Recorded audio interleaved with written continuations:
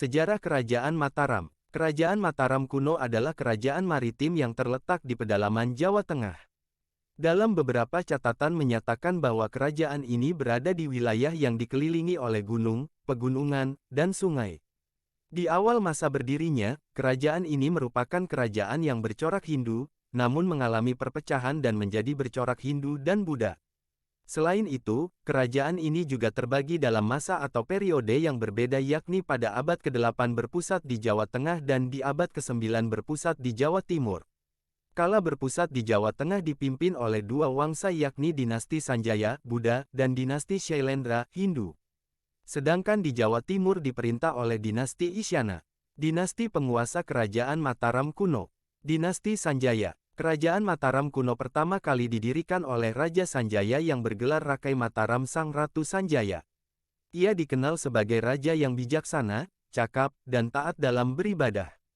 Selama masa kepemimpinannya kerajaan Mataram kuno mampu melakukan perluasan wilayah dan menjadi pusat pembelajaran agama Hindu.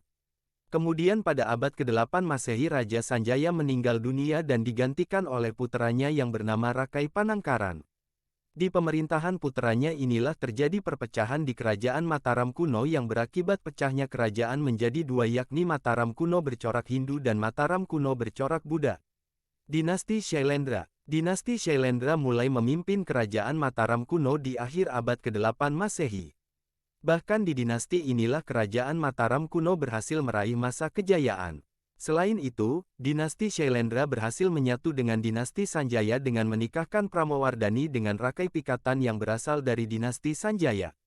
Dinasti Isyana. Empu Sindok pada tahun 929 Masehi memindahkan ibu kota kerajaan Mataram kuno dari Jawa Tengah menuju Jawa Timur. Diperkirakan ibu kota tersebut terletak di antara Gunung Semeru dan Gunung Wilis.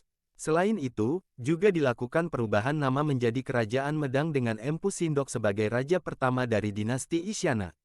Raja-raja Kerajaan Mataram kuno. Kerajaan Mataram kuno telah berdiri dan berkuasa dalam kurun waktu yang cukup lama. Bahkan, dipimpin oleh 3 dinasti yang berbeda. Selain itu, kerajaan ini juga tercatat pernah melakukan pemindahan ibu kota kerajaan yang semula di Jawa Tengah menuju Jawa Timur. Berikut ini raja-raja dari kerajaan Mataram kuno. Jawa Tengah. 1. Rakai Mataram Sang Ratu Sanjaya 732–760 Masehi. 2. Sri Maharaja Rakai Panangkaran 760–780 Masehi. 3. Sri Maharaja Rakai Panunggalan Dharmatungga 780–800 Masehi. 4. Sri Maharaja Rakai Warak Indra, Shailendra, 800–820 Masehi. 5. Sri Maharaja Rakai Garung Samaratungga, 820–840 Masehi.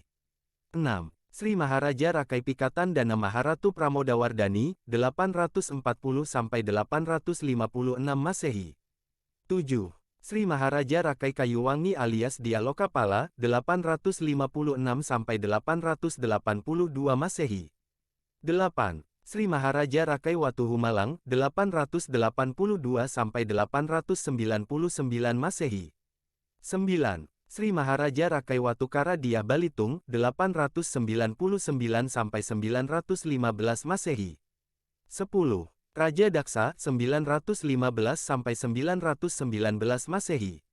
11. Raja Tulodong 919–924 Masehi. 12. Raja Sumba Diahwawa 924 Masehi. Jawa Timur. 1. Rakai Hinosri Isana alias Empu Sindok 929–947 Masehi. 2. Sri Lokapala dan Ratu Sri Isana Tunggawijaya, 947 Masehi. 3. Makutawangsa Wardana, hingga 985 Masehi. 4. Dharmawangsa Teguh 985–1007 Masehi. Peninggalan Kerajaan Mataram kuno. Kerajaan Mataram kuno tercatat memiliki berbagai macam peninggalan yang masih bisa kita saksikan hingga saat ini. Peninggalan tersebut terdiri dari candi, prasasti, dan peninggalan lainnya. Berikut ini peninggalan candi dan prasasti Kerajaan Mataram kuno. Candi. 1.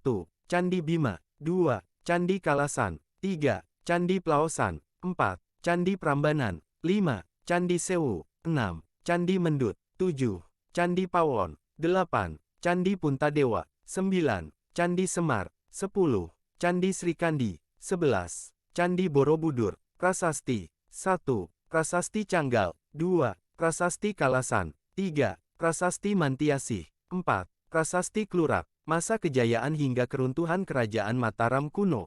Kejayaan. Kerajaan Mataram kuno berhasil merengkuh kejayaan di era pemerintahan dinasti Shailendra yang mulai memimpin pada abad ke-8 Masehi. Pada momen ini Kerajaan Mataram kuno berhasil melakukan perluasan terhadap wilayahnya hingga mencapai semenanjung Malaya.